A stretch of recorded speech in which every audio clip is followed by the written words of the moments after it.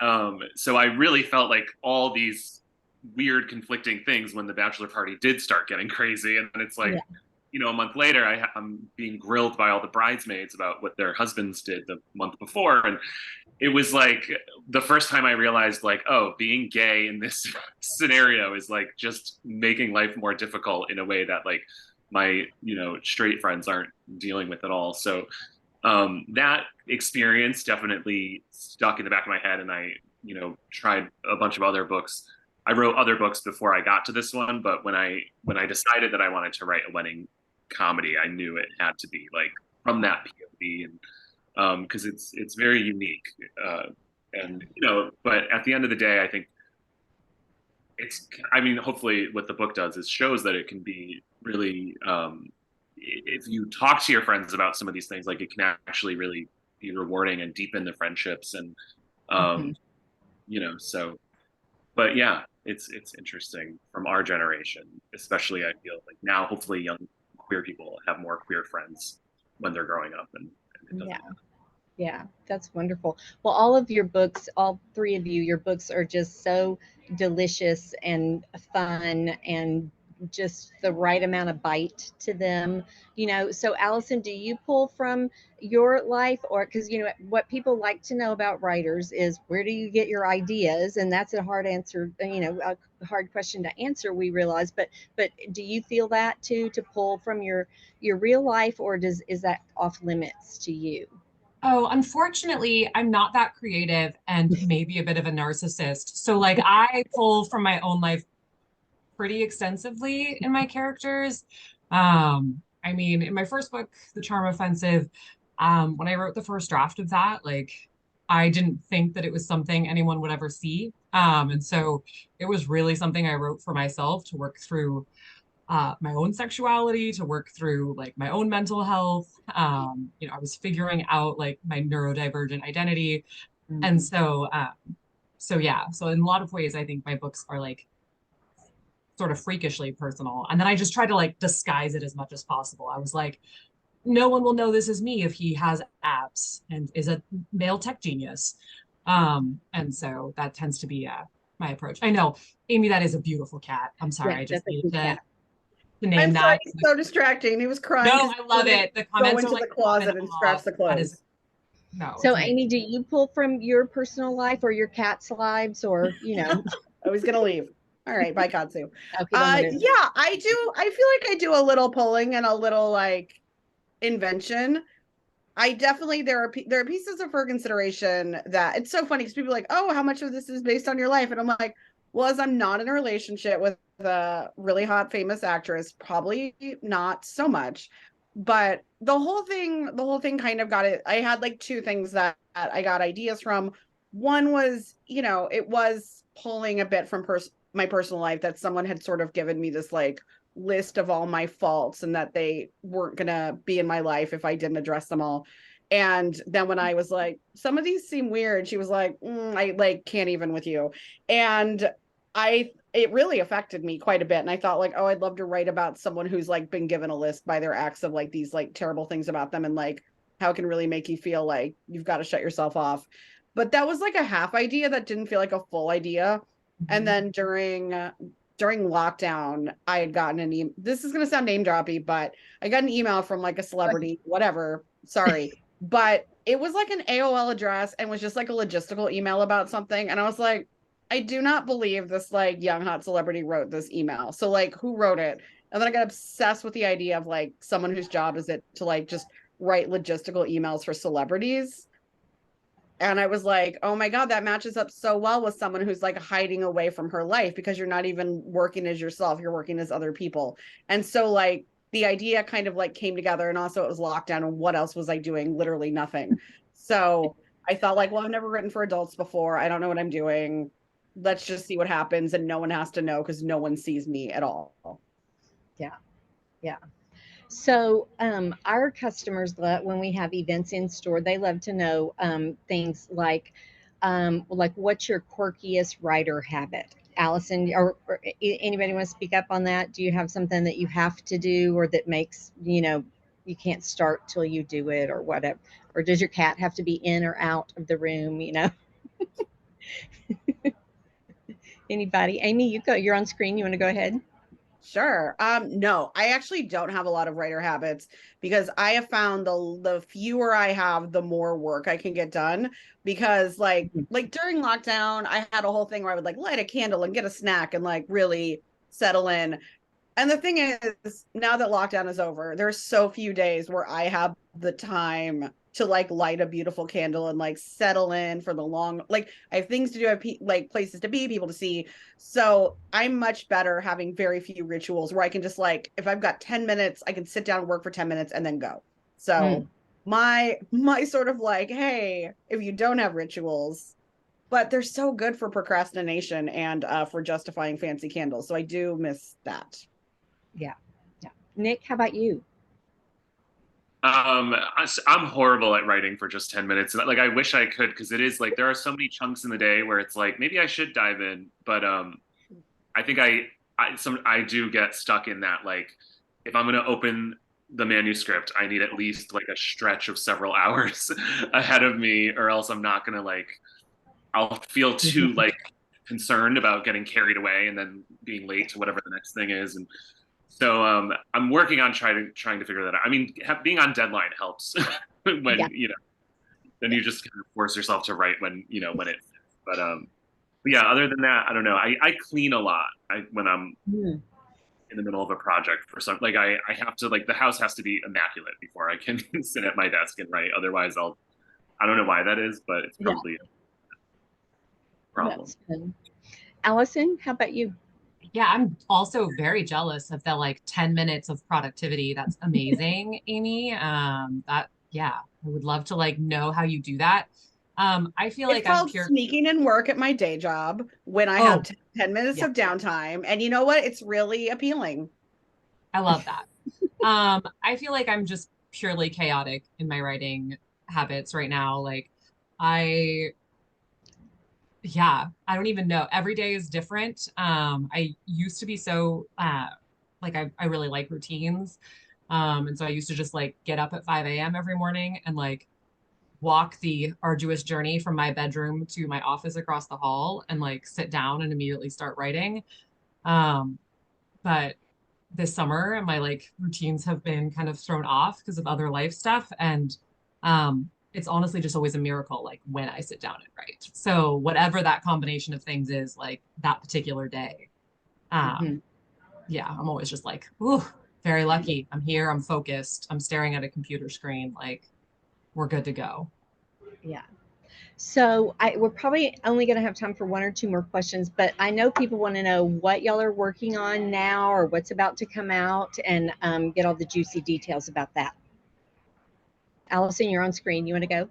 Yeah, my next book is called Here We Go Again, and it is coming out next April, April 2nd.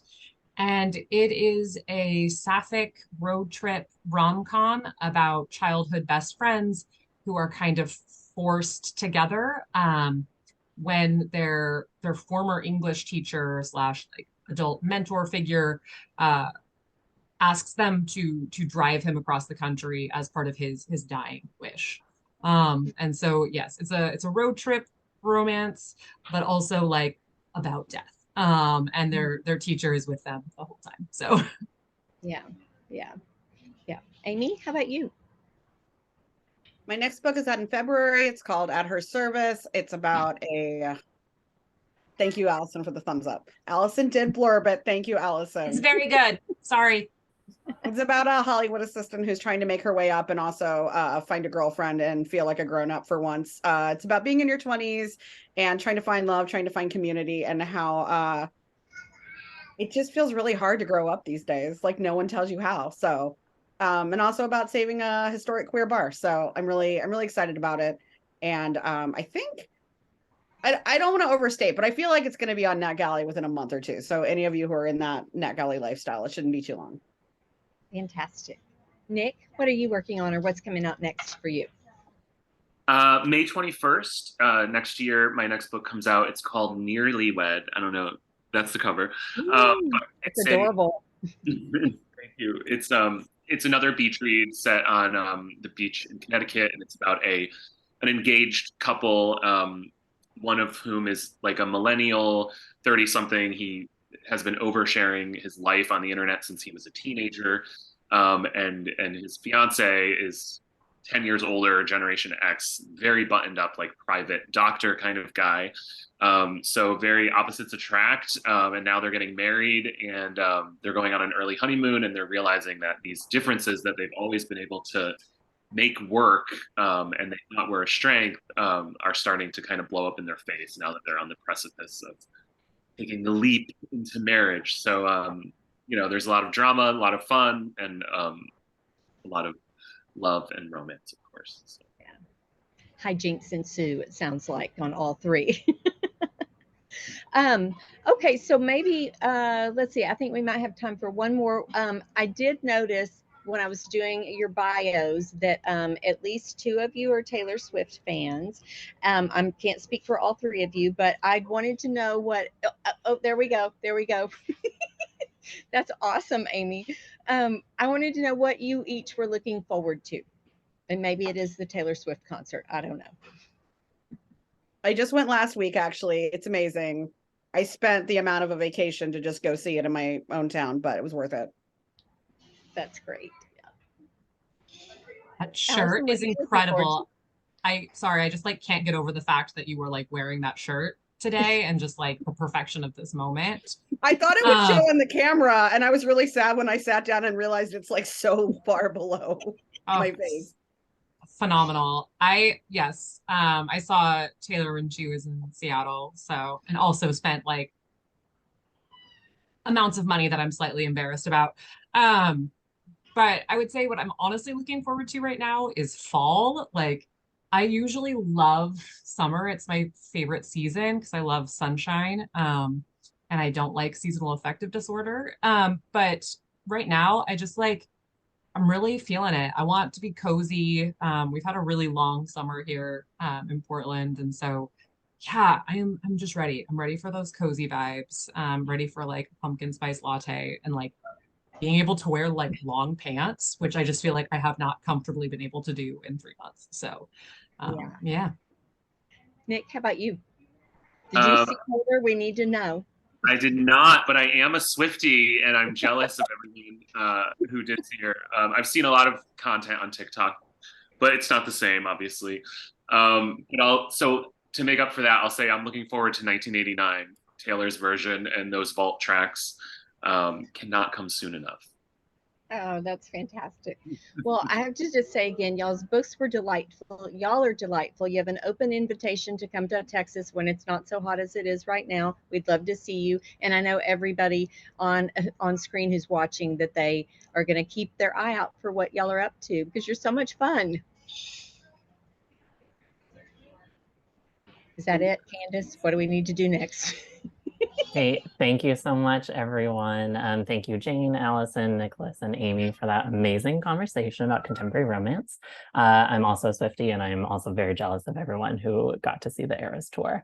All right, Romantasy and Spacemance fans are in for a treat with our next session, which features SFF authors Foz Meadows, Catherine Stein, and Scarlett St. Clair. Candace Huber from Tubby and Coos will be moderating. So over to you, Candace.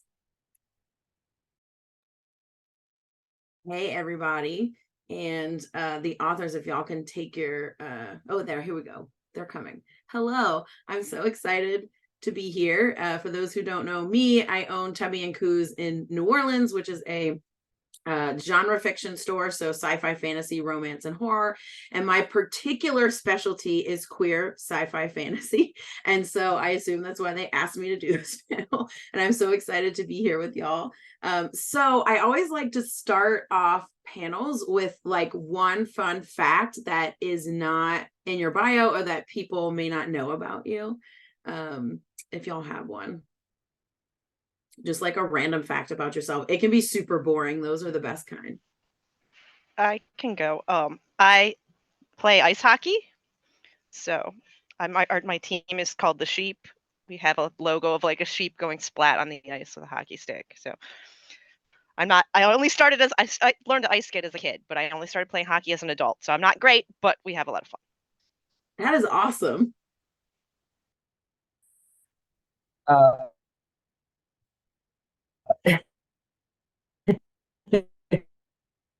think Foz, you're breaking up some. I know you're trying to talk, but you're now sort of frozen for me. Hi. Sorry, can you I hear can me? hear you, yeah. My internet connection has chosen this moment to become unstable. Sorry, I'm in California where the hurricane is occurring. Oh my goodness. So that might have something to do with it. But my fact that a lot of people will not know is that I have been transitioning since October last year. So Well, congratulations on your gender Thank you. reveal. I love that. The only thing that comes to mind is that I have a twin brother. He's not that cool, so. But no one knows that. They're always surprised to know that I'm a twin. That's super cool too. My favorite soap opera trope, which we can talk about this wasn't my questions list, but I'm kind of wondering, like, as sci-fi fantasy folks, I like sort of when soap opera stuff creeps in, and especially romance too. And one of my favorites is a secret baby, like when an adult shows up and it's like a secret twin that you never knew you had. Like I am here for that. And also dead people who come back at weddings. Those are like my two favorite like soap opera things. Do y'all have anything like that in like, or your favorite like romance trope or sci-fi fantasy trope, or just generally tropes that you really love? Those are just two weird ones, but I'm here for them every time they happen. I am I like do love. weirdly. Oh, go ahead, Foz. No, you go first. Okay. I have like a weird obsession with amnesia, and so I have one book where it is a husband and wife, and they both have amnesia because they've ingested a potion that made their memories go away, and so they have to learn to love each other and figure out who they are. So yeah, that was my homage to one of my favorite silly tropes. That's a good one. Amnesia is a very good one. I love forced proximity in all its iterations. Just because I feel like so much of adult life is forced proximity, and even teenage life. Like you are stuck with people at school, you're stuck with people at a job. If you commute, you're stuck with people on a train or a bus. You're stuck with people in your neighborhood, and so often that's just boring to really, really upsettingly unpleasant. And so it's nice when you can make a story where actually it's something compelling and adventurous and romantic, and also because it does force you into this kind of greater proximity than you would otherwise have. But also I do just love a good scenery chewing soap opera sort of melodramatic plot twist. There are a few that bug me, but mostly if it's done fully in the spirit, I am going to be here for it. I kind of like all of them, and I try to put as many like tropes as possible in all my books, especially the Hades and Persephone series, because I call that a soap opera. That whole series is a soap opera. But arranged marriage, I also love reincarnation, which is a weird one for people, but I vibe with reincarnation a lot. I love like only one bed or only one horse. Like those are some top tier tropes for me. I'll read them. Enemies to lovers. That's all I write is enemies to lovers. I'll read enemies to lovers all day long. Awesome. I also love Grumpy Sunshine in every iteration. And so my favorite sort of iteration is Grumpy Sunshine is like a grumpy older man that like collects a sort of younger child. So like The Mandalorian or like The Last of Us, or I guess like anything with Pedro Pascal. That's my trope, Pedro Pascal. Anyway, so I do want to talk about the mashup of sci-fi fantasy and romance, because I feel like romance readers have a very specific set of things they look for, and sci-fi fantasy readers maybe less specific but also look for certain things. So how do you balance the sort of romance elements with the sci-fi fantasy elements to make sure that it makes sense and that everything is there that you know your readers want? So I think for me, the way I've sort of come into romance is the sole sort of narrative thing going on. But I also really love a large scale narrative where the romance is happening in the context of something else. because I feel like that wider context enriches both the characters and the romance when you can see the backdrop it's against and you can see all of the other moving parts going on.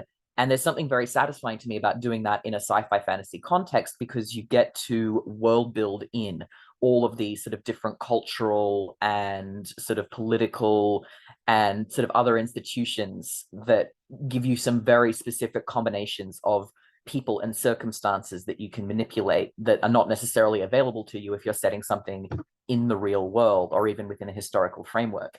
And it's very satisfying to see how that all fits together. And you're sort of looking at it like,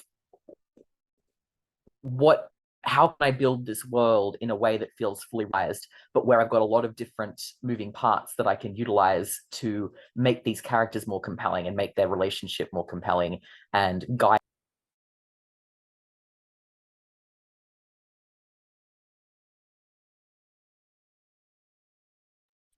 I was just trying to make sure, Foz, that you were finished because you went off. Okay. I feel like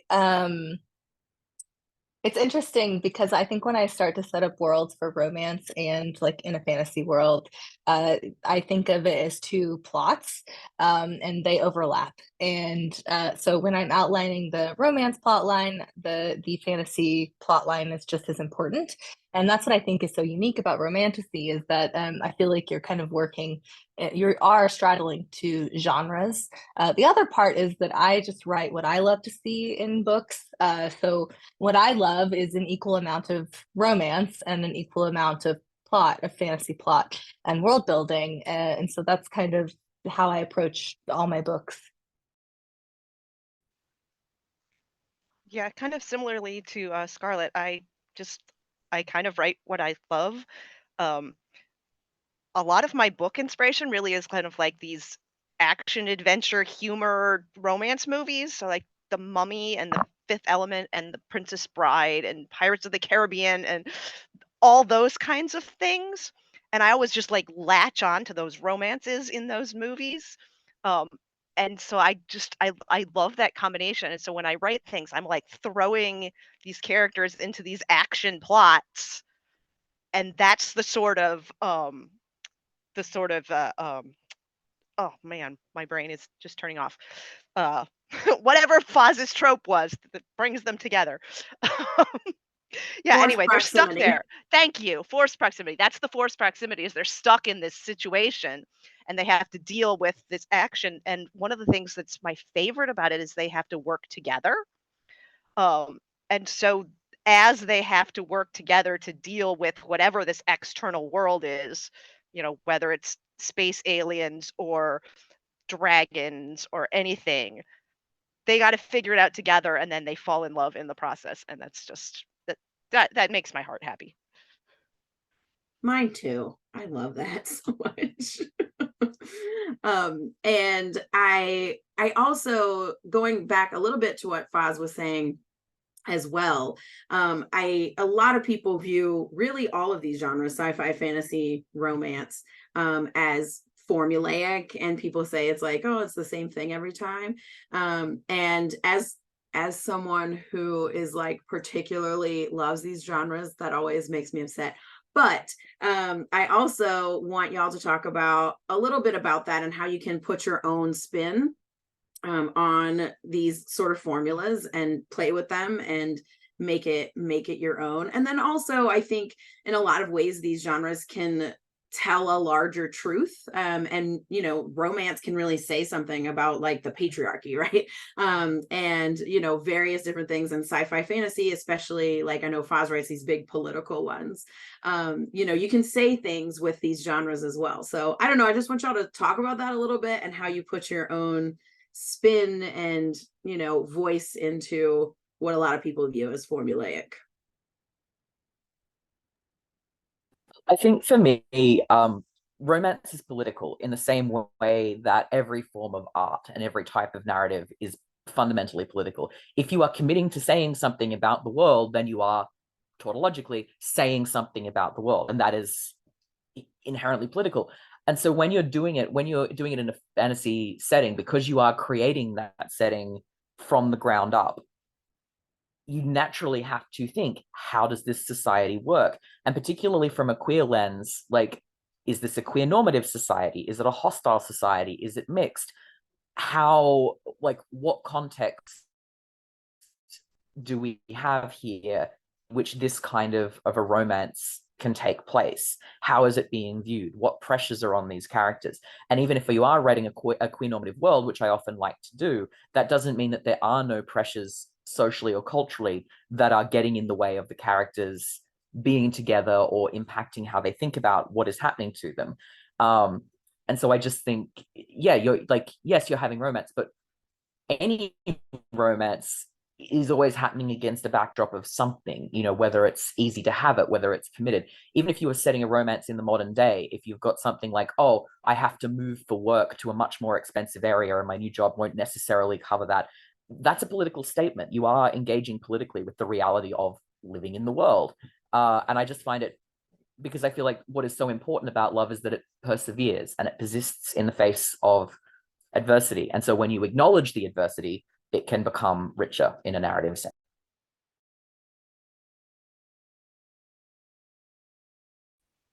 Yeah, most of my books are steampunk or steampunk adjacent. And I saw somewhere somebody saying, if you're writing steampunk and you're not pushing back against the patriarchy and colonialism and all these things, you're doing the punk part wrong. And I love this statement, and I keep telling people, repeating it. I wish I knew who had said it, but it's that ability to take this world and make it whatever I want. And so I can have this queer normative world. I like to write a lot of like happy stuff. None of my stories are really angsty. So even if there's like backgrounds of the Victorian era and it's like particular prejudices and everything, the characters aren't ever dealing with that primarily. That's, they find their own spaces. All my books are about people finding their own spaces, finding their own families, um, and stuff like that. And I just love the being able to take a twist on the normal world or the historical world and say something using that ability, saying like, hey, this is how I think the world should be, instead of this is how the world actually is. And it's just really fun to take characters and have them being the ones that are like the driving force behind those changes.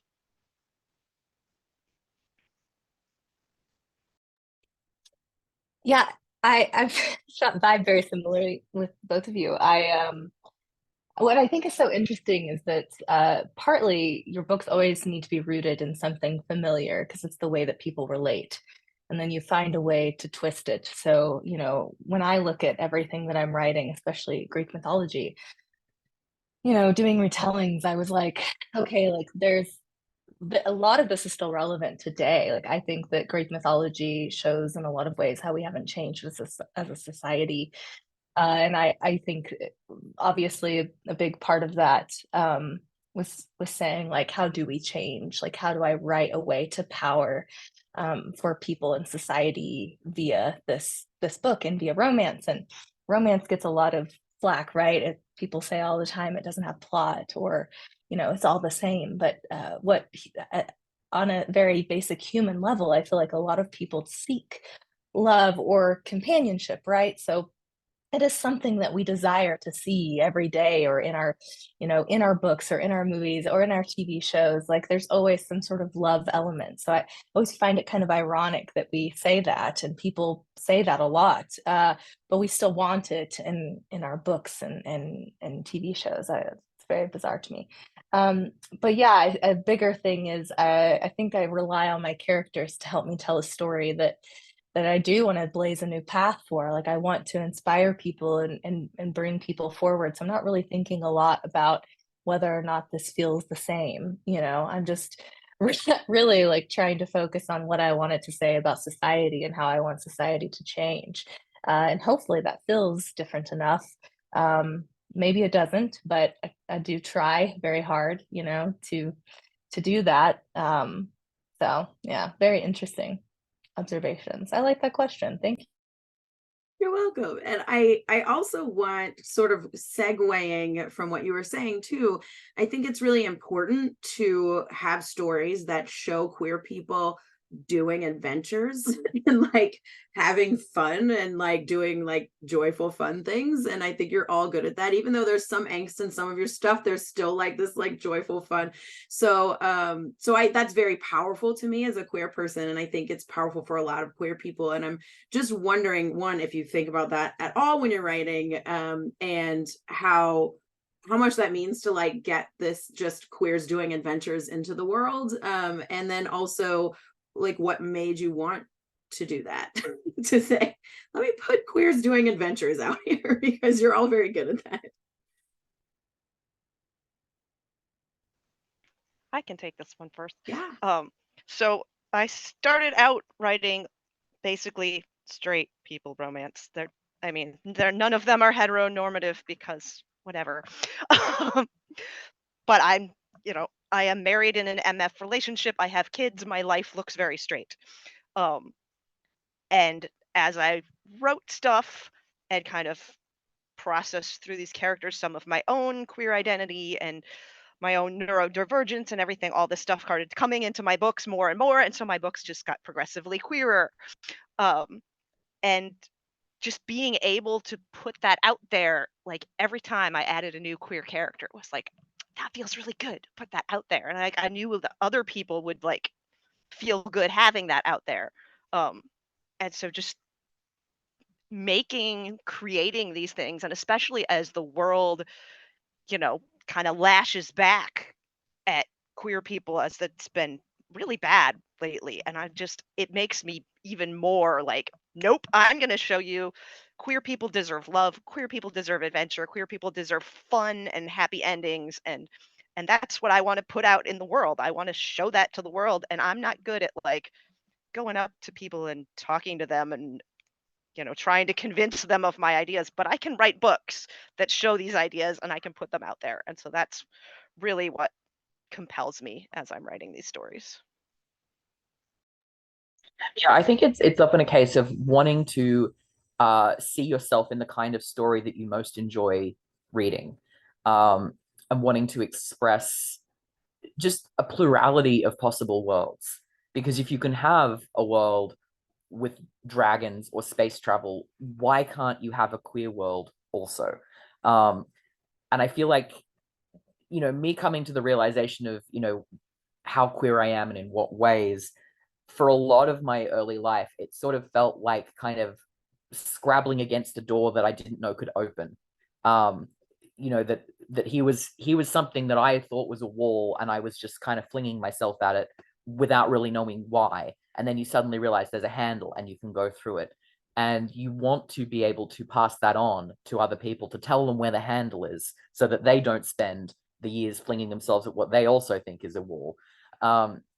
And one of the most joyful ways to do that, I think, is through fantasy, because it is such a wonderful thing. And at the same time, like, I love queer joy stories, I love queer norm stories, but also when you are dealing with the darker, like, more difficult, fuckier stuff, I think that's also necessary, because you need these dual acknowledgements. One, that it doesn't have to be like this, but also that it is like this, and sometimes it's worse. And we can have this plurality of queer experiences reflected through fictional worlds, where we can show like the range of our humanity and the range of our potential. I loved that. It's interesting because the older I've gotten, I grew up in this kind of very small town in Oklahoma, which is not, I remember the first encounter I had with, a friend who was gay, and everyone had a very awful reaction to it. And I was in middle school, and, we never had that experience in that town before, because it was very, very religious, very small town. And the older I get, the more, it's easier to recognize that things are not black and white, and labels are very bizarre to me now. Like in terms of thinking of my own sexuality too, it's like, can I just not label that? Can I just exist? Right. And so writing different characters, writing stories that are queer normative for me, I think is a way to explore that. And it's all facets, right? It's not just the joy. It is like the very difficult, the hard parts. It's also figuring out who you are. Of a few characters where like I kind of feel like I'm in that vein where I'm like I'm trying to figure out who I am and where I do I fit into any of these categories that people have made. Maybe I don't, and that's okay. I think what I find is very strange is, a lot of readers want to pair up my characters when I say like, we don't have to enter into these like relationships. We don't have to be a pair just because we're in romance. Like people can exist, on their own, like, and that's okay. So it's very, very interesting, but I do think that there's something to having all facets of life represented in fantasy worlds too, just as much as real worlds. Totally agree. And I could talk to y'all all day, but I think our time is up. And thank y'all so much for having this conversation. And right before we go, tell us what you're working on now, what we can look forward to from y'all. What I personally can look forward to.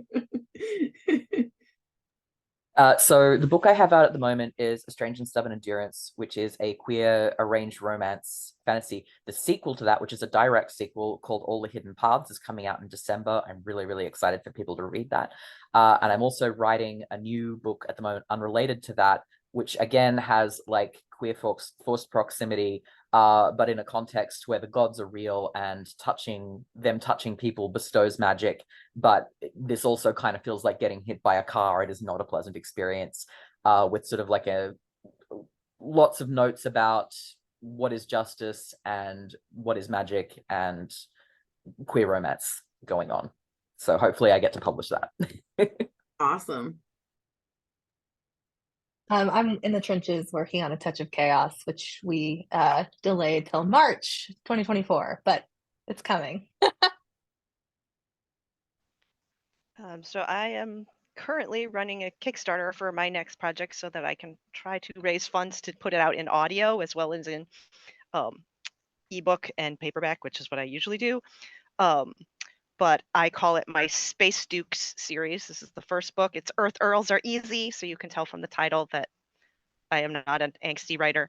But it's sort of Victorian steampunk inspired, but they are on Mars. And it's a very queer normative society, and it's these 4 aristocratic guys who will be the main characters in the series. And the first book is a bi for bi romance between a chaotic ADHD type hero and a very grumpy mercenary who likes everything nicely organized. So that's You're what's coming up. directly to me, Catherine. I love it. That's what I try to do. Yeah. Thank you all so much. This was amazing. And I know everyone watching appreciates you being here as well. Throwing it back to DJ. All right, thank you so much, Candace, Scarlett, Catherine, and Foz. That was incredible. Before we start the next session, don't forget to submit your questions for tonight's authors in the Q&A box, and visit bookstoreromanceday.org to learn more about this amazing event and to find a list of bookstores to add to your favorite lists. And be sure to support our bookseller moderators and their stores as well, Lark and Owl Books, Tubby and Coos, and Pocket Bookshop. All of tonight's authors also have incredible books available to purchase as well, so don't forget to treat yourself and your TBR pile. A little book shopping never hurt anyone. Okay, but our third and final session of the night is a blast through the past. Yep, that's right. It's time to talk all things historical romance, featuring authors Levi Hastings, Josh Trujillo, Kat Sebastian, and Jess Everly. Our moderator is Jess Callahan from Pocket Bookshop. So Jess, over to you. Hello, thank you everyone. As DJ said, I'm one of the owners of Pocket Bookshop, which is located in Lancaster, Pennsylvania. We opened just last year, so we are really happy to be a part of this today. Let me see if my authors, yeah, it looks like you guys are all here. I thought we could just start by telling everybody what your most recent book is about, since all of you have had something published this year, I believe. Yeah, why don't we start with Jess, and you can tell us about your latest project. Yeah, so my latest release came out in July. It's called A Rulebook for Restless Rogues.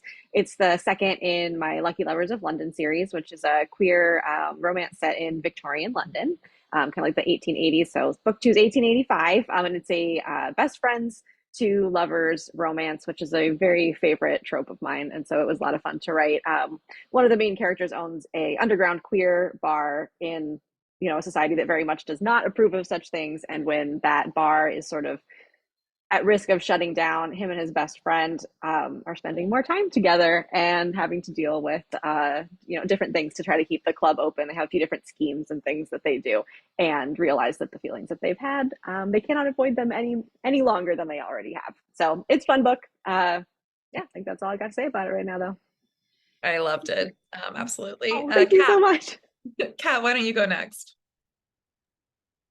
Sure. My latest book is We Could Be So Good, and it takes place in 1959 New York City, and it is about a reporter who falls in love with his newspaper publisher's son, but really they wind up being roommates, and it's the kind of book where the big thing that happens is they adopt a cat, like it's pretty vibey.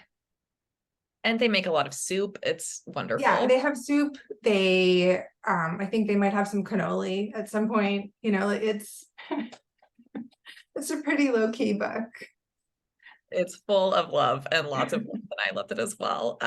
Josh and Levi, tell us about your new project. Oh, sure. I'll defer to Levi on this one.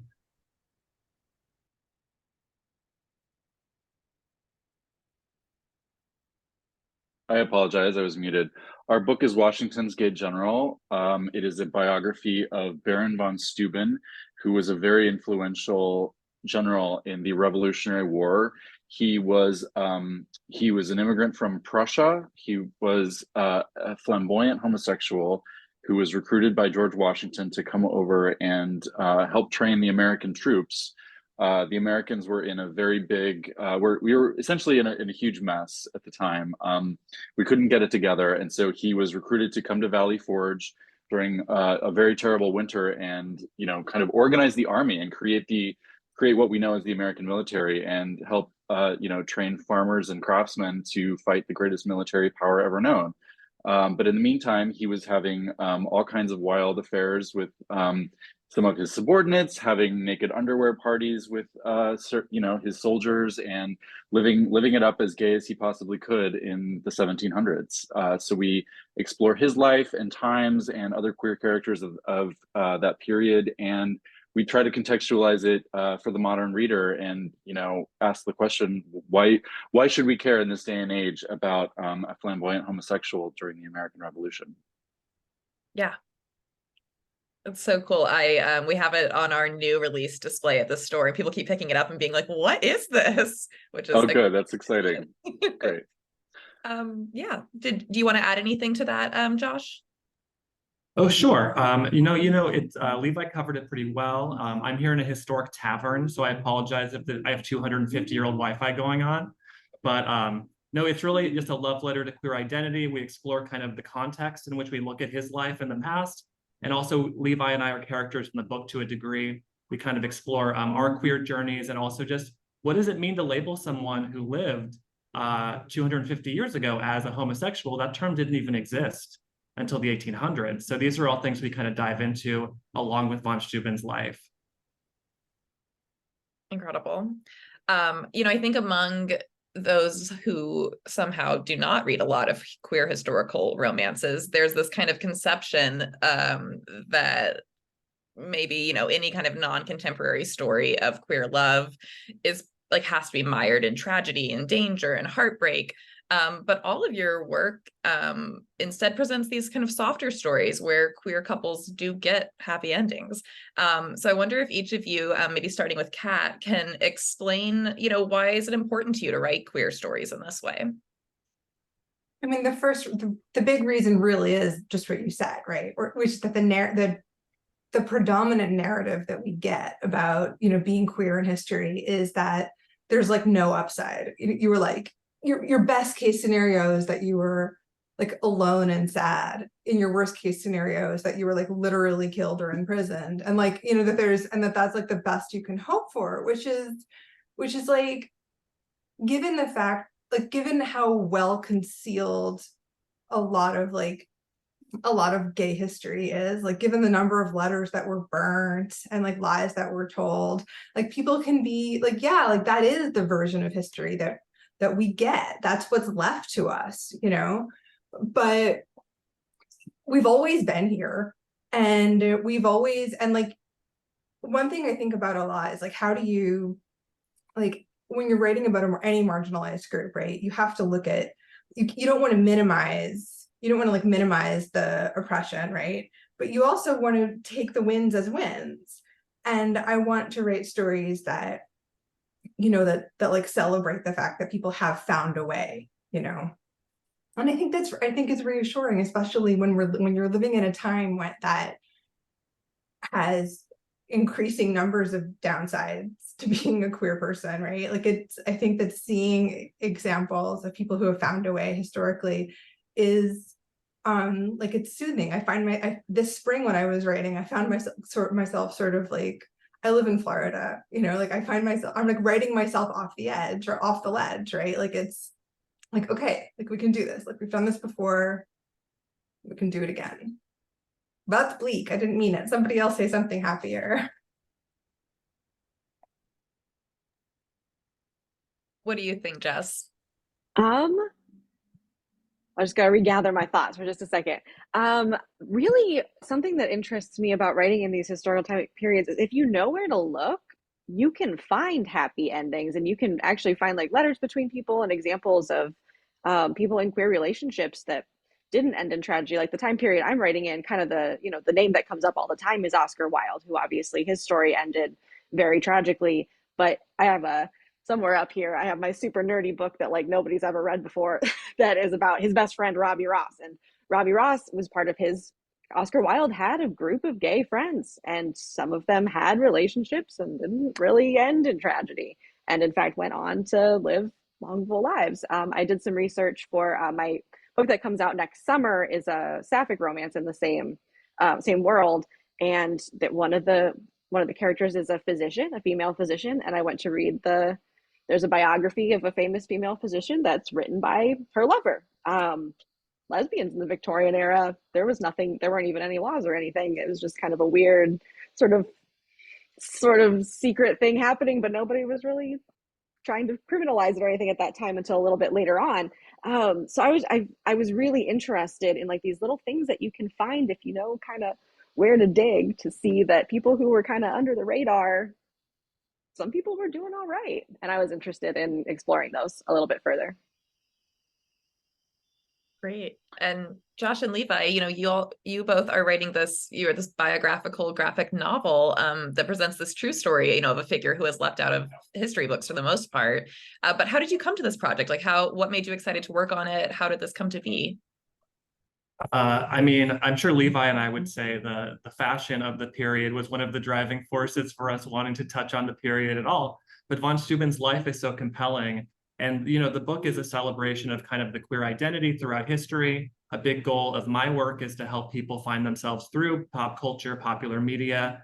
And we're not trying to make a hero out of von Steuben. We want to play him as the compelling, larger than life, complicated figure that he really is.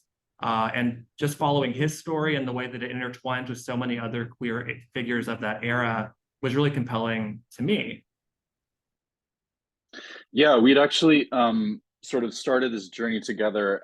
Initially, our goal was to create a Revolutionary War gay romance fiction story. And so we'd actually written like a very small comic about some fictional characters at the time. And sort of during that process, we were getting, really good feedback, really positive responses from readers at conventions and things, who many of whom kept saying, "Oh, you guys need to do a story about von Steuben, do a story about von Steuben." And we were like, "That sounds wonderful. Who is he?" And so we did a little more research, and then we were commissioned by the Nib, which is a nonfiction comics website and publisher, and they recruited us to do a story for Pride. They wanted like historical, queer fiction, and so we were like, well, maybe this is our chance to do this von Steuben story. And so it kind of blew up in an unexpected way, and we were really surprised by the response, and everybody was like super fascinated with him, and that's what got the attention of the publisher and the agent. And, so, we were really surprised at just kind of how much mileage this story had. And so, yeah, we just kind of went with it. People seem to be really excited about the time period and this character. And I think, there is such a hunger for people to see themselves in a historical context, or be able to identify, the queer signals that we can identify. We can read between the lines of these like florid letters between friends, and there's like Kat was saying, like there's so much evidence to be found if you only know where to look. So yeah, I think we just kind of, in a way, the story kind of came to us, and it felt kind of like we couldn't resist it. I love that. It seems like it was meant to be. I wonder if each of you could talk about your research process a little bit. Whenever our romance book club meets and does a historical romance, our customers are always asking, like, how did they know this? Like, how did they go about, learning what the word is for a purse in Regency England? Or, how do you understand like all of the slang, or like, all of those kinds of things? What does that look like for each of you? Jess, do you want to go ahead and start? Sure. I'm very open about this. I am like really into Victorian literature. I am not a Victorian era historian, and that it definitely impacts sort of my research process. I love to read things that were written in the time period. So for the first book in particular in the series, the erotica, different things put out by different authors, letters between people and things like that is sort of my beginning place. And then while I'm writing, question pops into my head. I'm sort of like a pantser, so I just kind of write and then kind of fix things as I go along. So I'm very disorganized about it. And then I just I keep Google on there. It's like, oh, what would the lights be like? And then I go look it up, and then I forget, and I didn't write it down. So then I have to go do that again. Once I'm halfway through the book, I have to go look it up again. What would the plumbing or whatever be like? So we get there in the end, but it's kind of piecemeal, little bit by little bit. What do I need to know right now? And if I took better notes, I wouldn't have to do that as much with every single book. But I gotta do the creative flow. What am I gonna do? So it's actually a lot of fun. I really like especially the reading the old stuff is just like, I just love all that. Absolutely. That was one of my wonderings too, is like, do you now consider yourself like an expert in your specific time period? But maybe I will not go that far, but I know a lot more than I did, and that's really fun. I can love to chat about it, but no, I wouldn't say I'm an expert. I'll just do my best. Yeah. Josh and Levi, what about you guys? Yeah, Levi and I are based on the West Coast, so we're about as far away from the Revolutionary War as you can get. And we had to write the book and draw the book during the world being shut down. But, there's so many available sources online. A lot of university libraries have a really beautiful archive available to them. I was reading mostly a book from the 1830s written about his life that's available on Google Books by Frederick Kapp. And so really anywhere I could find more information about von Steuben's life. And that's only one hurdle, because, it's a visual medium. Levi had to figure out how to draw all these things. Yeah, I was doing a lot of internet research, a lot of library research into particularly Prussian army uniforms. There's much of this book takes place in Europe during the 7 Years' War and in the Prussian military. And so, there's an awful lot of like epaulets and hats and horses that you kind of want to, I did my best to get them right. I'm sure I messed things up. I'm sure a military historian will come after me at some point, but I had a lot of fun drawing them, doing my best. So, yeah, I mean, I love this time period. I love historical, I think the whole period, there's such sort of visual flair to everything, in the fashion, in kind of the pageantry of everything. So it was a really fun experience. And I actually have to credit Kat is sort of an unofficial contributor to this book, because while I was drawing it, I was listening to her audiobooks. So I'm a huge fan. So thank you, Kat, I haven't read Jess's yet, but I'm very excited to read your books now. Yeah, Kat, what about you? What's your research process look like? So it took me a while to land on the process that I have right now, and which works for me. But I listen to a lot of audiobooks, right? Like while I'm sort of going about my business. I listen to biographies, memoirs, and fiction written during the time that I'm writing about. Okay. Like, and that really helps me get a sense of like what we're working with here. Because what I'm really looking for are character types, or like what would be a type, what would be a job that a person would have that I can really sink my teeth into. What would their concerns be? What would their worldview look like? I just I thought I was going to be writing about a sort of like an early television show cooking host. I'm not. Okay, so that's a free idea for anybody who wants it. But like, so I wound up reading a lot about James Beard. And like, he's a fascinating character. People have written bazillions of words about him. And like, in researching James Beard, I came across what I actually want to write about. You know what I mean? Like, and that's often how it works for me. That'll send me down the rabbit hole of other stuff that I want to look at. And also there are so many, like, I have a Notion board of the things that I reference the most frequently, and like, you can get historic menus, you know, like you can get like there are, especially once you hit like 1930, 1940, like I keep telling people, I was like, I've been scammed. Like, you know, like it was so hard to research the 1750s books, and like this, and like these ones are like, and then I realized that like, that's, you know, because people put it all on the internet. They scan their own menus. But I am really enjoying that. Although like I just had a moment yesterday doing research because I'm writing a book set in 1969, and there was a 68, sorry, there was a big garbage strike in New York. And so I'm describing the garbage strike, right? Like, this is like super romantic, you know, we have garbage all over the place. And I wrote about trash bags. And then like something sort of like clicked in my mind, and I was like, I need to see pictures of the garbage strike. And I'm looking at pictures of the garbage strike, and there aren't any trash bags. Okay. Like there are paper bags filled with trash. There's some burlap bags, and restaurants and hospitals might have trash bags, but like it's not going to be. That's why when you look at pictures of like old garbage strikes, it's literally trash everywhere rather than you know, like bagged up trash.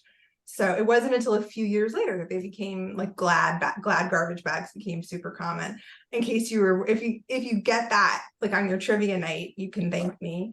But that was like, it was just a huge blind spot for me, because you just think of something that surely that always existed. As soon as they invented plastic, they would have had trash bags, but no, they didn't. Wow. So yeah. That is super interesting. I want to hear about each of your next projects, but Kat, why don't you continue telling us like what else besides the trash strike is your new book about? Well, that book is like, I don't know what's happening. I don't know, like that. It's not, I haven't sold it. I haven't finished it. It doesn't have a title. It may be destined for the trunk. Like, who knows? I'm enjoying it right now. But the book I have coming out next year is in the same universe as We Could Be So Good. It is another newspaper book. It is set in 1860, and it involves a baseball player and a journalist. I didn't set out to write a book about like an alternative universe Mets, but I did that anyway.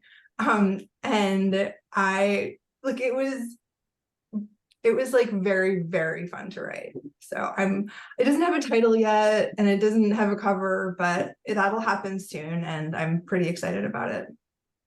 I'm definitely here for a queer historical sports romance. That sounds incredible. Like, I don't know if I can claim it as a sports romance. You know what I mean? Like, I don't know. Like, I like someone asked me, they were like, "Oh my God, you wrote a sports romance," because I was talking about sports romances in my most recent newsletter, and they were like, "Okay, there's like a professional sports person. Like, that's the only criteria." Yeah. So, maybe it is a historical sports romance. Cool. I love it. I love it. Jess, what's next for you? So the third book, as I mentioned a little earlier, the third book in the Lucky Lovers of London universe is coming out tentatively June 2024, and tentatively titled The Blue Stockings Guide to Decadence. No one's told me we're changing it, so I think that's the title. And for those who've read the first two books in the series, it is Jo and Emily. And so they're very different characters from each other. So there's like a sort of like soft butch decadent who publishes erotica with her lavender married husband. And then there's very buttoned up, very prim and proper blue stocking dissenter physician. And they do not like each other at first, but by the end, it's a romance and they're going to get together. And it's a lot of fun. I'm super excited for everyone to get to read that one next year. That sounds incredible. I can't wait. Josh and Levi, I know you just published your graphic novel, but what's next? What's next on the horizon? We've been scheming for sure. We have a laundry list of problematic gays we want to write about at some point or another. So I don't want to tip our hat too much, but we're looking outside of American history immediately. Although I'm sure we'll be back to the US before too long. Yeah, I'm currently finishing a children's book by Kyle Lukoff, who it's called Are You a Friend of Dorothy? And it's about the history of that phrase and the way in which queer coding has sort of throughout history kind of always helped queer people find each other during periods of time when it was very dangerous to do so. Obviously, it's a book for children, so it's a little bit of a high concept, but it's also a history of, we get into sort of the lavender scare and kind of the way that the military at the time, this is kind of a fun little side fact, but at the time the military, the phrase "friend of Dorothy" was being used so commonly that the military started to believe that Dorothy was actually a spy master, and so they were looking for some sort of like spy ring that was reporting to Dorothy. So it's a little bit of a like fun caper, but it's also a queer history for kids book. And I'm very, very excited about it. That's incredible. I love all of that. I can't wait to stock all of these books and hand sell them to everyone. Thank you all so much for being here with me tonight. I'll turn it back over to DJ. Great. Thank you so much, Jess, Josh, Levi, Kat, and Jess. Let's give a virtual applause to all of our authors and moderators for those fantastic sessions. That was amazing. And I love that we got to hear such a variety of insights and just experiences and inspirations from so many different authors. All right, so the authors are going to come back on screen, and Candace from Tubby and Coos will be asking them your questions. There's still time to submit them in the Q&A box, so hop to it. But Candace, over to you. Hello, everybody. I have been tasked with the job of asking audience questions. So if y'all have questions, now is the time to put them into the Q&A. We do have a few questions in here, and I'm going to jump around because there's some that I kind of want to know. So,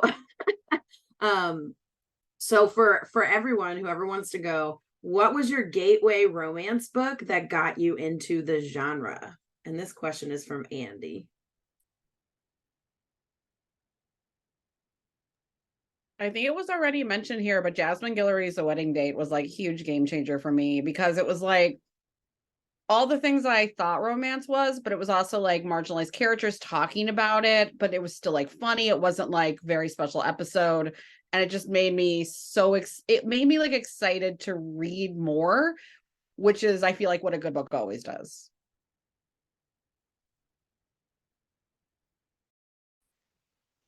Mine So was The Madness of Lord Ian Yeah, go ahead. Mackenzie. I don't know if you guys have read The Madness of Lord Ian Mackenzie, but the main character has Asperger's, and that was my first romance, first encounter with a character like that, and I loved it, and it turned me on to romance from the very, very start. So I always liked sort of things like Pride and Prejudice, classic romances. I did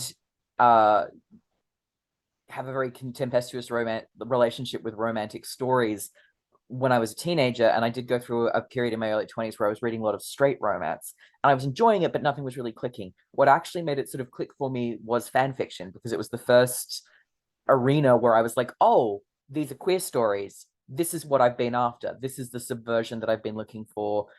This is where I am. And that was sort of what sparked me to realize, oh, I can also write this. So the book I really remember loving first was Amanda Quick's Scandal. It's like one of those rake and wallflower types. It has a bonkers plot. It's all completely over the top, ridiculous and silly. But like a lot of books of hers, a lot of the historicals of the time, the characters are kind of the heroine is kind of demisexual coded. There's this like I've never really been attracted to a man thing, and at the time this did not register for me. I had no concept of any of this exhibiting, existing. But looking back on it, I really like connected with these characters really hard, and I think that's one of the reasons. Is because like, oh, this is a heroine that's like me, and so like it still has a special place in my heart, even though it's not explicitly clear. So I'll admit, like growing up and then like even into like my late 20s, I read a lot of science fiction, fantasy, and like snooty literary fiction. And all the like stereotypes about romance, I had all of those in my head. And then I have her, and I think this is the signed one, and she's signed Tiffany Rice's The Mistress and the original Sinners series, which was like, I didn't even know that a romance could be this way. So it's this like crazy ensemble cast, kinky, poly, like super, like really well written romance. And I was like, okay, there's clearly something else going on here. So after that, I read them all, and I just read a whole bunch more and started exploring the genre because I just didn't even realize what it had to offer. So yes, Tiffany Rice was my intro. I had always read a lot of like mystery novels, and I had like made up stories in my head about like whether there would be a romance, but I hadn't made the connection that I might actually enjoy reading like dedicated romance novels until I was well over 30 and was having like a mental health episode where all I could deal with were happy things. Like the book had to like everybody had to survive. Okay, there could not be a body in the library, like the people had to survive, nothing had to happen to the dog, and that was like Julia Quinn, and that, you know what I mean, that was like Eloise the Jane, like that was that type of book. I did not want to read about functional human beings in the modern day. I would have like cried if I read about somebody my own age in this universe having a functional life. And I read like for a solid year and a half, like a book every other day, and then only then did I start to did it ping, okay, like, wow, like everyone is straight. And if there is a gay character, they're like alone or like a villain. And like, that's really not great. And then as soon as it hit, like I got really mad. And it was not long after that I wrote a book, like the pipeline of like enjoying something, getting mad about something, and then writing your own something was like a really quick one for me.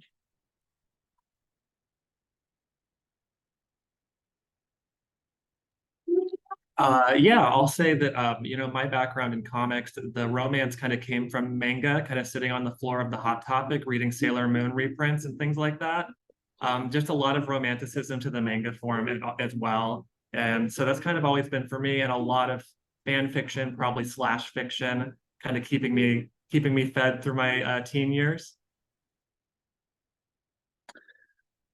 Yeah, I'll echo Josh with a lot of the comics background stuff. One of my sort of it's not technically a romance novel, but the romance within the novel, The Amazing Adventures of Cavalier and Clay, was pretty game changing for me as a I was in college when I read it, and it really kind of galvanized me in a way that I was not prepared for. And then following that, I think in sort of my current phase, I think the book Song of Achilles by Madeline Miller was another game changer in terms of like realizing that a queer romance story could actually become so sort of mainstream successful. I felt so surprised and kind of validated by that in a way that made me want to, I think made me kind of rethink my own prejudices against the genre. And so from there, I just kind of, it made me hungry for more like particularly historical queer romantic fiction, and kind of from that's kind of where I dove into much more of the work that I'm interested in now. Awesome. I was frantically trying to type all that into the chat. I think we got most of it. Everyone was like, can you give us a list of these books? So we're trying. So thank y'all for that, because that's always a really interesting question. And we have a bunch of questions here. So how do you overcome writing insecurities or doubts if you do have some? And then there was another question about writer's block, which I think sort of segues with this. So how do you overcome things like that? Imposter syndrome, which I know a lot of writers have. I have that, and I'm not even a writer, so.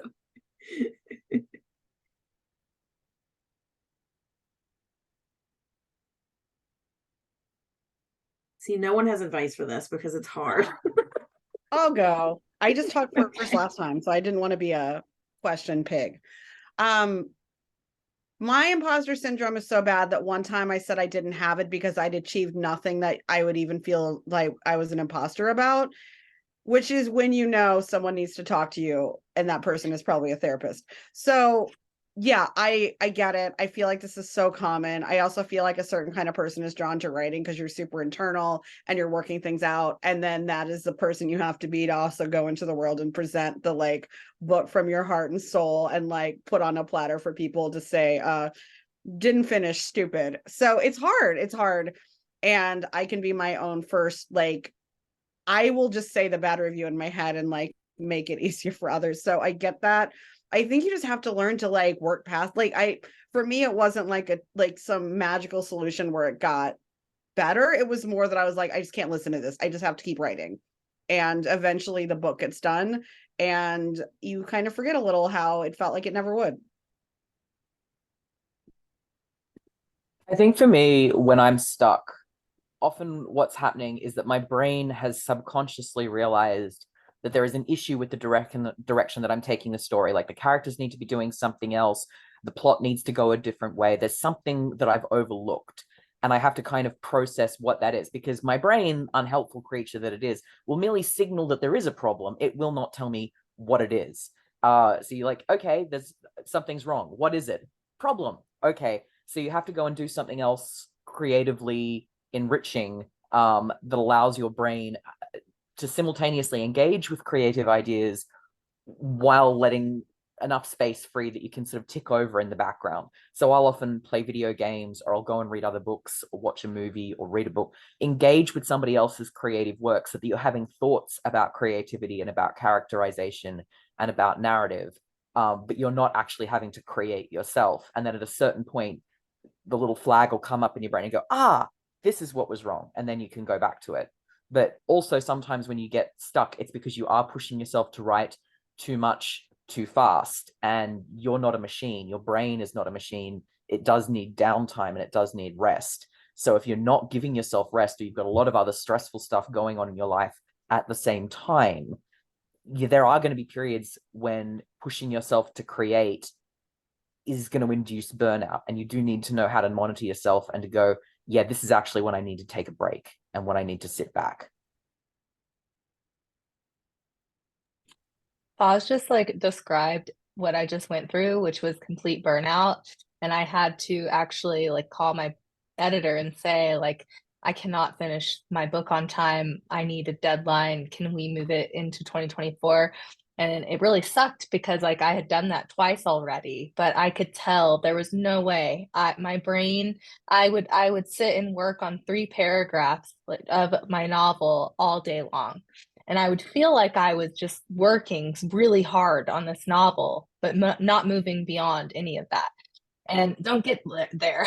Like, I love what you said because I was so there and I needed to sleep.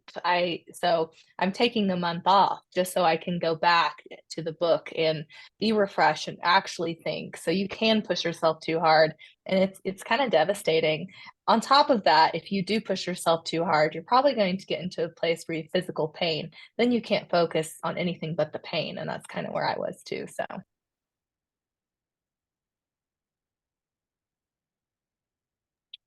I'll go next. Something that really helps me is to echo what Foz was saying. I sort of switch gears to a different creative outlet. So for me, it really helps when I'm feeling blocked. I love to cook, and so cooking something like picking a recipe, or even like I watch a lot of cooking shows. Anything kind of Barefoot Contessa, Nigella Lawson, like those are my sweet spots. So if I can cook something and it because it's like a small creative project that has a very finite boundary. And, you know, if you cook something and it tastes good, you're just like, okay, I accomplished this. I made this thing, it's delicious. And that kind of resets a little bit. Or, you know, just, I mean, honestly, anything else than the project that you're fighting with, I think, if you can just kind of step away and scratch that creative itch doing something else, I find it's easier to then come back to the project with a fresh perspective. Yeah, I definitely echo that. I feel like for the imposter syndrome side of it, that's kind of inescapable to some degree, right? I hope to write things that no one else could ever write, right? So maybe I don't have to be the imposter, someone else can be the imposter. But short of that, you know, connecting with your peers, having people you can rely on and support and have them support you has been wildly helpful for me in kind of securing my mental stability. And even with our book, we had to push back a deadline because of some personal stuff I was going through. And the book is a lot stronger for it. You know, had we just charged right ahead, I think we wouldn't have had kind of the full picture of Lon Steuben's life that we're able to portray in the book.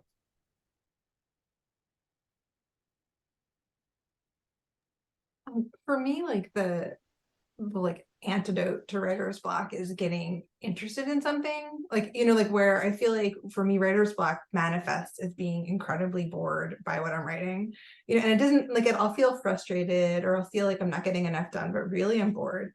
And I don't, and usually like I mean obviously you can't, like if you're bored, it's going to be a really bad book. Like everyone's going to see that, everyone's going to feel that, you know. So I have to get interested in the story, and that might mean that I need to fix it and write a different story. So usually what I do is I forbid myself from opening that Scrivener file for like 2 weeks. Okay, like I'm not allowed to. I can do whatever else. I can do like social media, I can plot another book, I can do research, but I'm not allowed to look at that Scrivener file. And at the end of it, when I go back, if I'm still like disgusted, then it's time, like the book is over, you know, it's time to go back to the drawing board. But usually like I can go back, and at that point I can say like, okay, like these are the parts, this is where we're going off the rails, like this is the part, this is why this is why I chose to write this story, like this is why I decided to sit down and write the story. It's because I like this character, I like this town, I like whatever.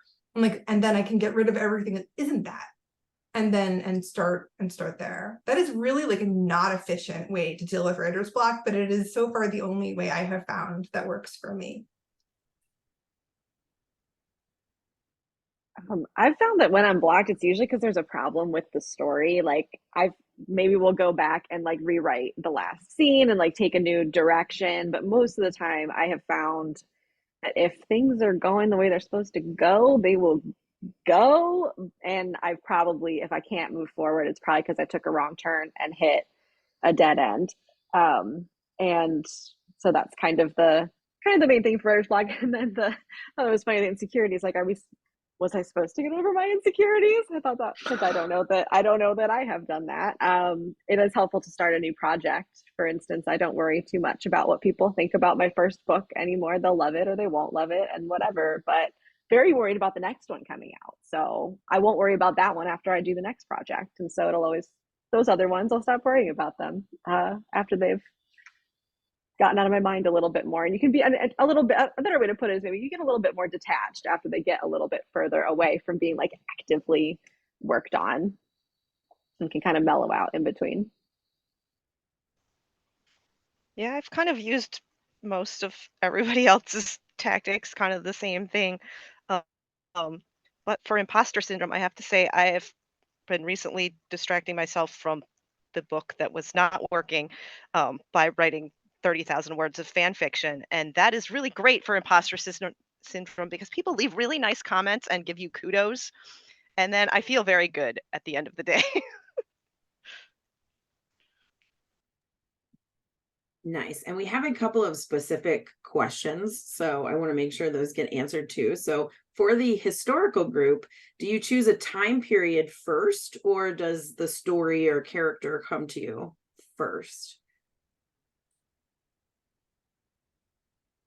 For me, it's been both. Like there's, I knew, like when I started writing, I kind of knew it had to be Regency because it was 2016 and that was like the law. It all had to be Regency.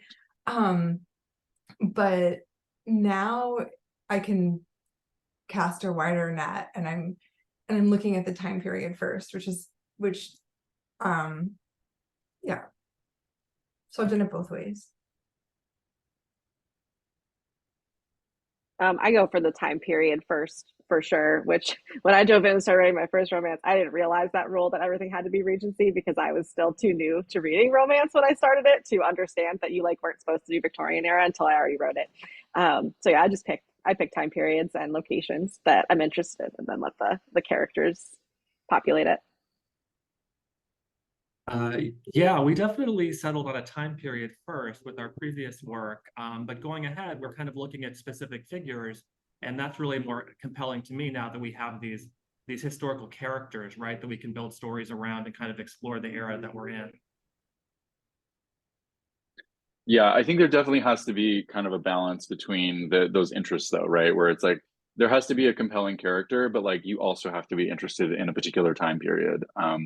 Because there are certain time periods that I'm just kind of like that kind of just leave me cold. So I think there has to be like, but you have to have both elements, at least if you're writing historical stuff, I think.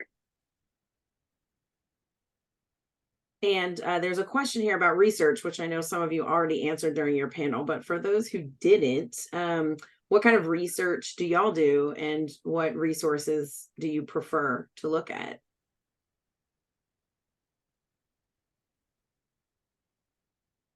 I'm really curious about this for the sci-fi fantasy people, because it's just a different kind of research, I think. So I don't know if it's a different kind of research. Oh, sorry, pause. Do you want to go? No, you go. I don't know if it's a different kind of research.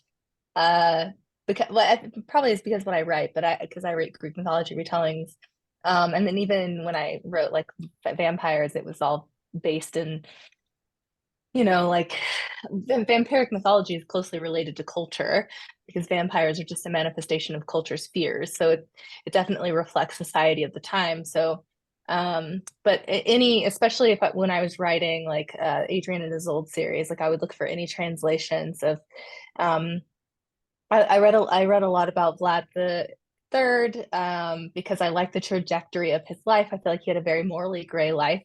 The books aren't based off of him, but I like the concept of this person who in history it was seen as the hero of their where they ruled, but outside he was a very like evil sort of demonized person. I really liked that concept. The same thing, like where the source of like vampires, like the fear over vampires, where did that come? What's the history of Romania? Why did they have gates? See, it's all very real. I just adapted it into a world that was a high fantasy world. When I wrote my Grimm retellings, what was helpful for that is to read several translations of the same fairy tale retelling over and over again, because there are elements that change about the translations. I love research, even though I write fantasy. I do a lot of it. I was a librarian for 5 years. So it's really my jam. So I don't know if that's any different.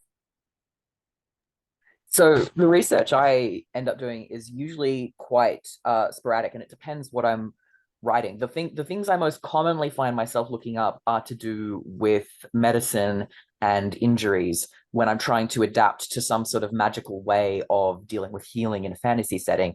And I'm going, okay, if I'm going to have magic that has knowledge of the interior of the body, then how do I approximate that with real medical knowledge? Like how do blood transfusions work? How do bones heal? How do we understand disease? What understanding can I have for this setting that is accurate to the sort of magical technology that they have available to them, but is reflective of this? And then you'll just sometimes end up going down really weird side research paths, I guess. Like, when was a particular kind of saddle invented? Or when was a certain type of irrigation invented? Or what was farming equipment like? Or what particular weaponry is used in a particular time and place, if you're basing off that? Or sort of like, how long does it take to master X? Just really, really random little things that you don't realize you need to know until it comes up in a story, or you're like, when did currency, like when we started using currency, when did we start using particular types of coin shapes and stamps? And what kind of what's the word I'm looking for? Not industrialization, but like wider technology did we need to have in order for these other things? Because so much in culture and technology and everything has changed. So even when you're writing in a fantasy setting, you have to have a base idea of like what technological level the setting is at. And if magic is being used to take some leaps in certain areas, why not in others? You have to have an idea of how it all fits together. And you just end up researching a very random array of things and going down Wikipedia holes at 3 a.m. Yeah, I think the fun thing about steampunk is that I get to research like historical stuff and like technological stuff. And so I love primary sources. So I love looking at old pictures and I love looking at like old newspapers and pulling out that stuff. And I'll be like, this is a menu from 1888, and I'll like use those kinds of food in the book. But then I can also like go and watch a video on how does a steam engine work, and like spending time on the NASA website looking at pictures from the Mars rover and being like, what is the atmosphere like on Mars? And just getting to like have that kind of, I can research whatever I want and stick it all together, and go down all the Wikipedia rabbit holes, like Foz was saying. Amy, do you do any research for your contemporaries?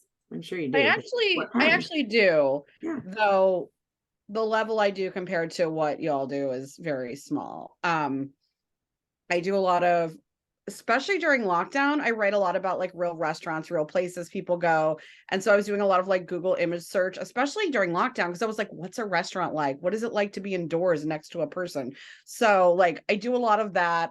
I like things to sort of like make sense geographically. And then like for consideration, a lot of the Hollywood stuff was related to things I knew about, or a little bit of like a little invention to go like with what I knew and like what I needed. But my next book about a talent agency assistant, where I've never worked at a talent agency, I had to do so much research on that, talk to like an agent, a manager, some assistants. So like that was more research than I thought I was getting myself into with contemporary. Awesome. And we only have a few more minutes, so I don't think I'm going to get through all of the questions, but I do want to know, what are all of your book recommendations, which is one of these questions. So other than, of course, each other's books, who else do y'all like to read, or what books are you reading now, or just any book recommendations that you want to give? DJ, be ready to type these into the chat. Thank you.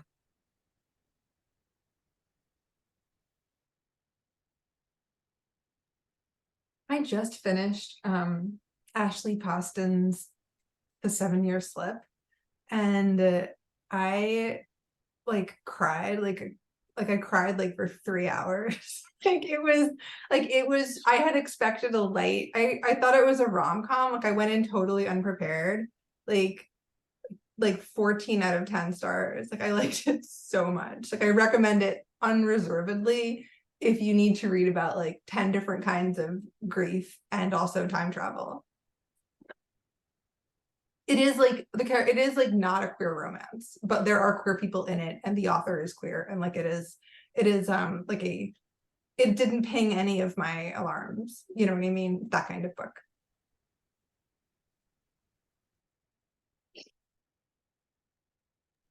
I've been reading a lot of Danmei recently.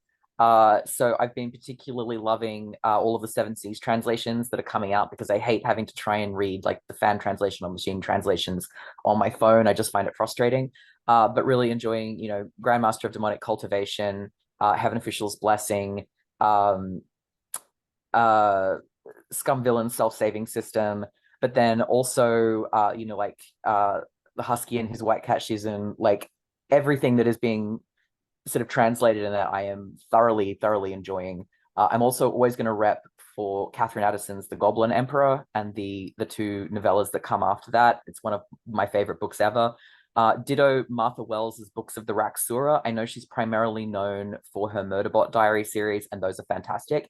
But before Murderbot, and basically, by the way, Martha Wells has a really extensive back catalog, and everything that she's ever written is fantastic. You really need to read her back catalog if you haven't.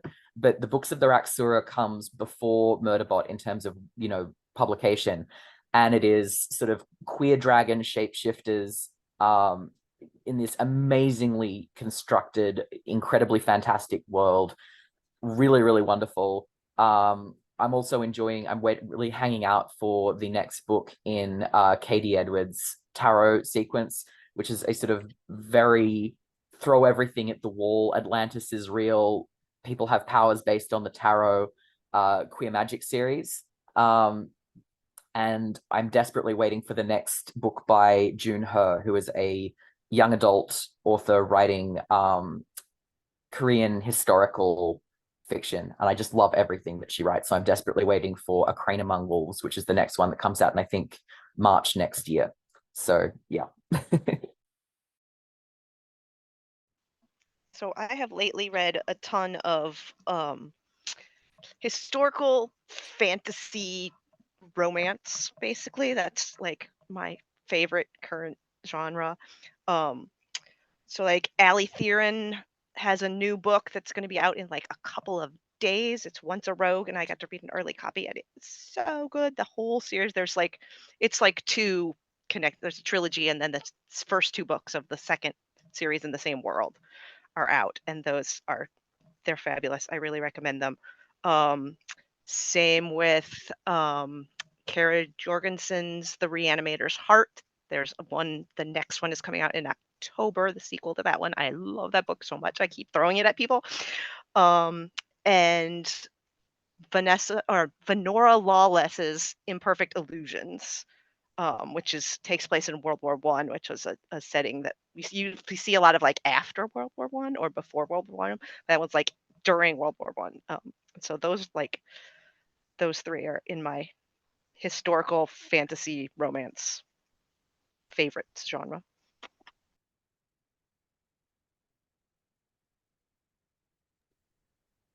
If you want another queer romance that I think is amazing, I loved Camille Kellogg's Just As You Are, which is a Pride and Prejudice retelling.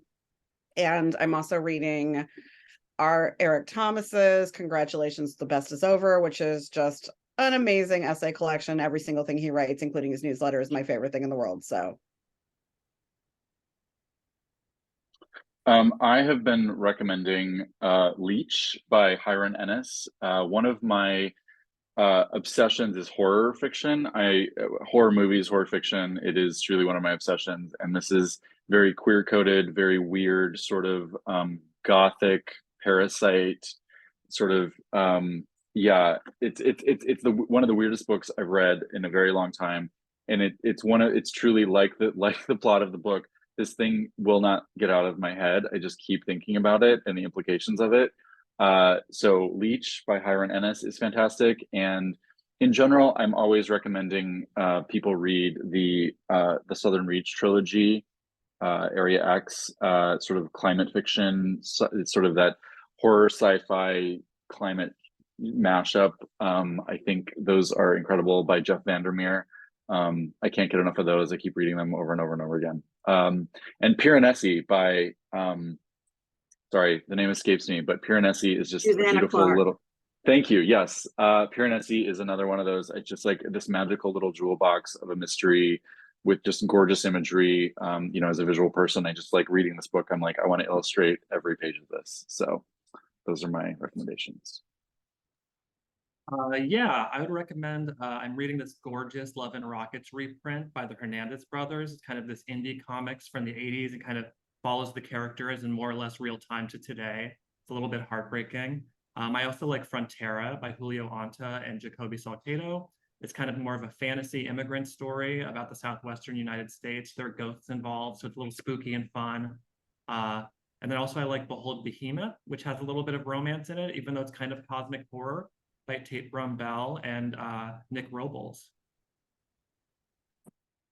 I was recently gifted a copy of The Dove in the Belly by Jim Grimsley, which isn't it wasn't marketed as a like a romance, so I don't know if it made it into this sphere. It's a little more like literary leaning, but it has like a gay romance set at college in the 1970s kind of at its core, and it does end happily. So that might be something that some other folks would be interested in kind of in this crowd. And so I've been reading a lot of romance. I kind of went back a little bit and did speculative literary and read A Woman Eating, which is like the literary vampire novel. I don't know if anyone's heard of that came out recently. That was fantastic. I hate to say I devoured it because it's kind of a pun, but like I really did. So that was great. Oh, who's that by? Claire Coda is the author for that one. That was fantastic. I'm reading the Kingmaker series by Kennedy Ryan, which isn't queer, but it is Indigenous, and I'm Indigenous, and she does such a beautiful job of capturing the spirit of Indigenous people. And I told her that I had an event with her recently at the Strand. Amazing work. So I highly recommend if you're looking for good Indigenous rep.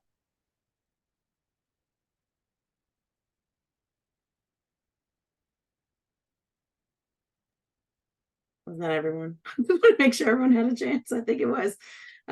So thank y'all so much for spending all of this time with us today. I know that everybody watching really appreciates this. And I will turn it back over to DJ to give us our swan song. Thank you, Candace. Thank you so much to all of our authors. Let's give them a round of applause. Authors, definitely give yourself a round of applause. This was fantastic. You all were amazing. And my TBR pile just got infinitely bigger. So this was fantastic. Thank you, everyone, for joining us tonight for this Love is Queer panel as part of Bookstore Romance Day. Thank you for supporting these authors and these bookstores and booksellers year round and celebrating this genre. So thank you so much. I'm going to turn it over to Billy for our final statements. Hi, everyone. This is Billy again, founder and organizer of Bookstore Romance Day. This is pretty much a one-person labor of love. So thank you to all of the authors and moderators who make sure that I don't have to do everything by myself. To all of our sponsors who help make this happen, to all of the bookstores across the country. We had over 500 participating bookstores this year, which is a record. This was the 5th annual celebration of Bookstore Romance Day, and it has been amazing and exhausting. So I am now going to draw to a close Bookstore Romance Day weekend officially and go pour myself an adult beverage. Thank you, everyone.